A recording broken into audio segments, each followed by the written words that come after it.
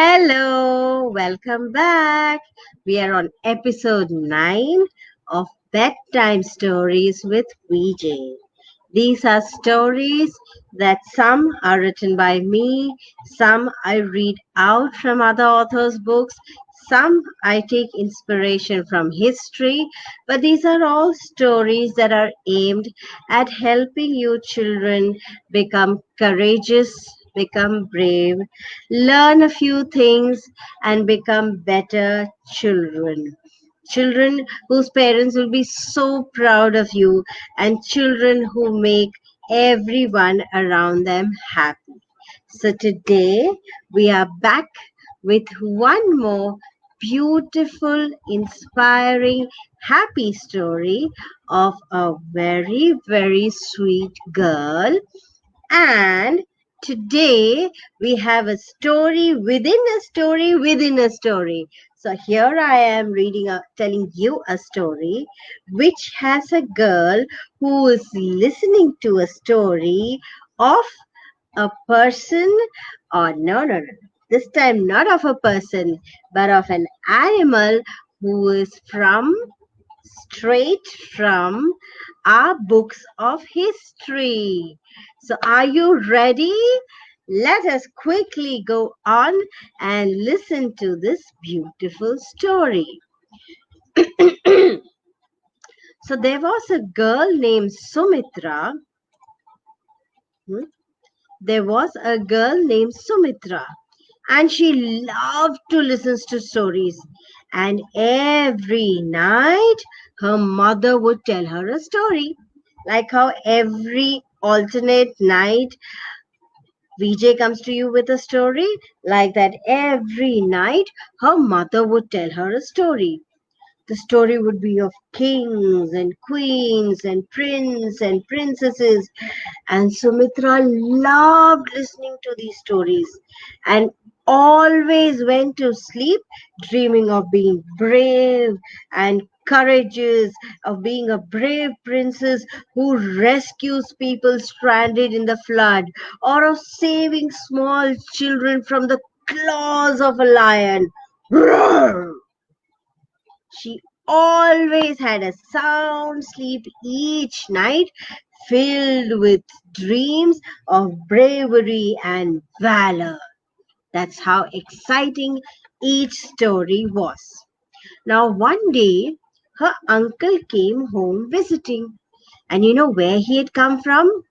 He had come from the army. He was a soldier and was very brave as the kings and the prince in Sumitra's mother's stories. Hello, beta. Welcome. Today I have a special surprise also for all those children who are listening to my stories.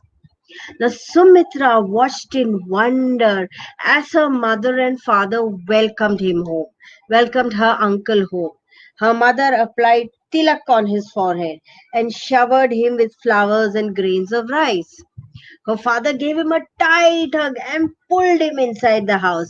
We do that, no? If one of our uncles or our cousins have come visiting after many time, after a long time, when they come visiting, we do that to them, right? We hug them, we pull them into the house. We're so excited. So that's what Sumitra's mother and father did. That night, after dinner, as the family sat around talking about everything and nothing in particular.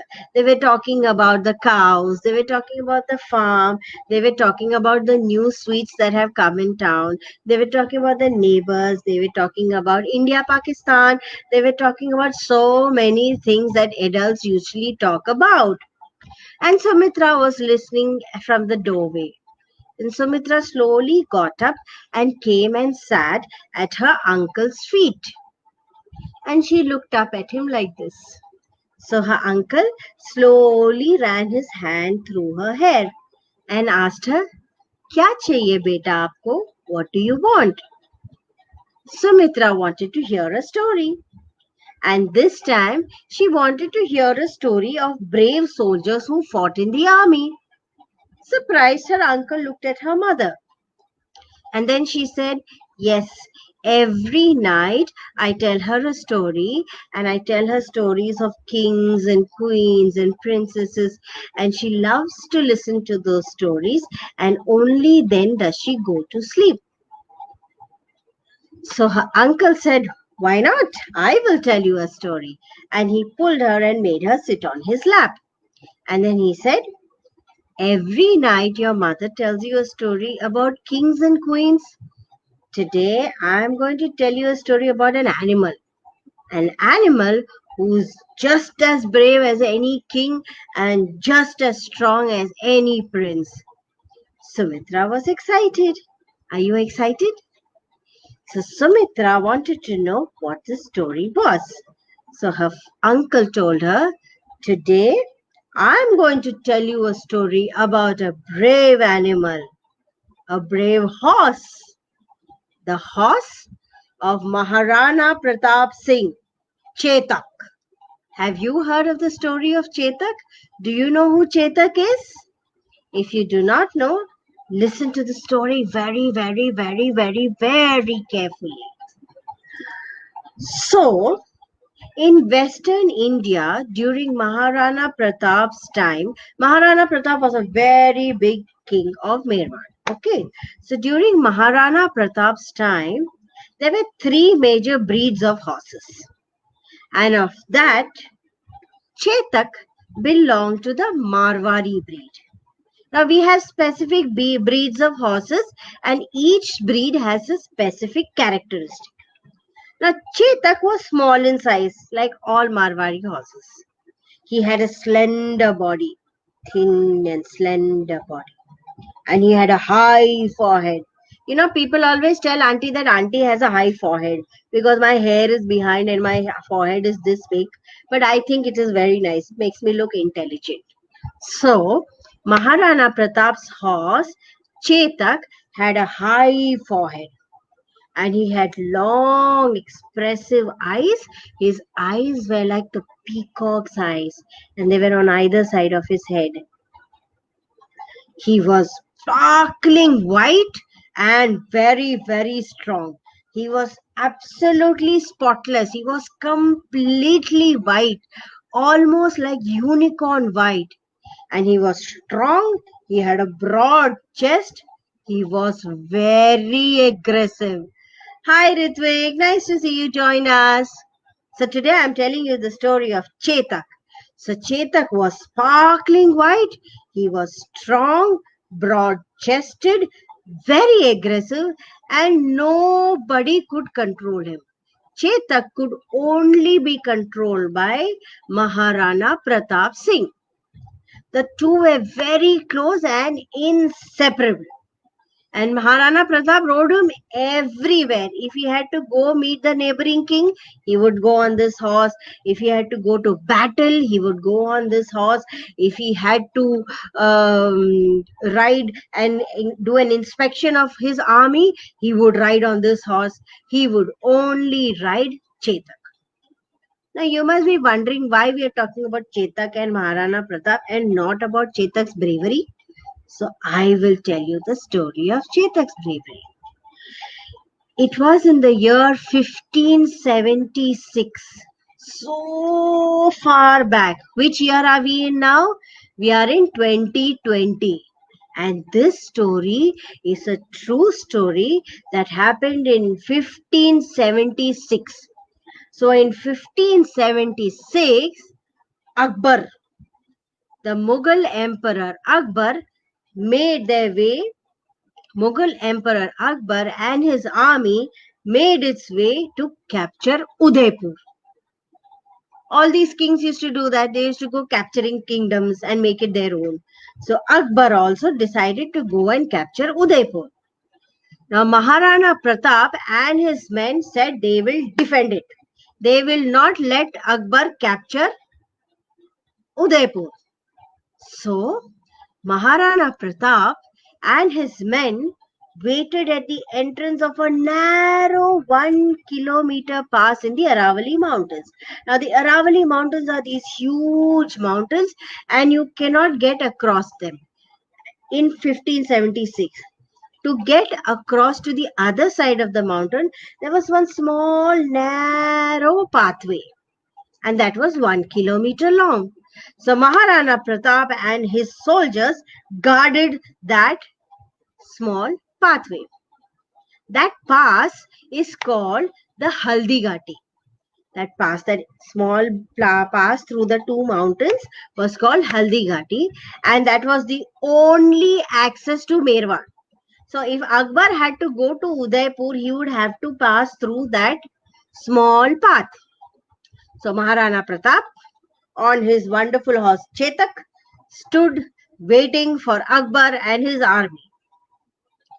The armies had a very big fight. They were throwing arrows, they were throwing spears, they were using swords, and there was clang, clang, clang, clang. There was war and blood, and oh my god, soldiers falling down saying, ah, doom.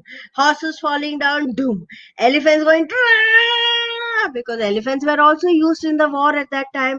Oh my god, there was so much noise and so much fighting. You can't believe it. When Maharana Pratap tried to attack Raja Mansingh. Now, Raja Mansingh was the commander of Akbar's imperial army. So, Raja Mansingh was sitting on an elephant which had a carriage on top of it. So, he was sitting on the elephant and he was throwing spears from above the elephant. He was throwing spears at everybody. And so, Rana Pratap on his horse went galloping, galloping, galloping, galloping, galloping, and they reached the elephant. And you know what Chetak did? Chetak went up on his legs. He went, "Ah!" and he put both his hoofs on the elephant's face. Imagine this Chotu sa Chetak, who was supposed to be of small stature, went like this and put his paws, hoofs, the front leg hoofs on the elephant's face. And when he did that, Rana Pratap took his lance and he threw it at Mansingh. Now, what's a lance? A lance is a big stick with a arrow at the end, like a spear, and but it is heavy. So he took it and he threw it like this at Mansingh. And what did Mansingh do? Mansingh quickly put up his shield and he covered himself. And the poor Mahoot, the man who was riding the elephant and giving the elephant instructions, that lance went through that man's heart and he died. But you know what happened? When Chetak put up his hooves on the elephant's face, the elephant's big tusks, which had been fixed with pointed spears, dug into Chetak's chest. It went right inside Chetak's chest, and Chetak was bleeding. He was hurt. But Chetak was a strong horse, and Chetak thought, I will not let my master down.